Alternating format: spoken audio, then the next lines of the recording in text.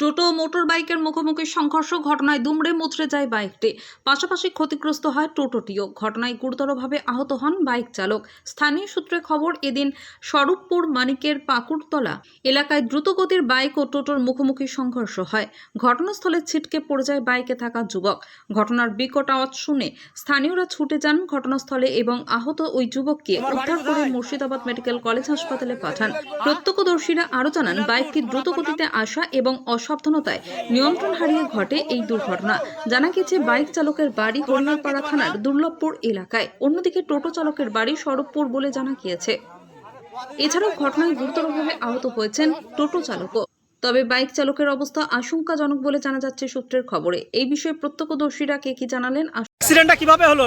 ও আসছিল হরিহরপাড়াতে হলো আপনার সুন্দরপুর টুকুপিটে। টোটোটা আচ্ছা হ্যাঁ, আর এই ভদ্রলোক আসছিল হরিহরপাড়া। আচ্ছা। তো মোটামুটি 90 গাড়ি চলছিল গাড়ি। হ্যাঁ তো হ্যাঁ, দুজনেরই এবার ডিস ব্রেক মানে ওরা না ওই করতে যে একবার মেরে দিয়েছে ওই করে সরাসরি ধাক্কা মেরেছে। একবার তালা মেরে দিয়েছে দুজনে সাইড ভুল, দুজনেরই সাইড ভুল ছিল, হ্যাঁ সেই কারণে যে অ্যাক্সিডেন্ট হয়ে হ্যাঁ, গেছে। accident হয়ে গেছে। আচ্ছা, আপনার নাম?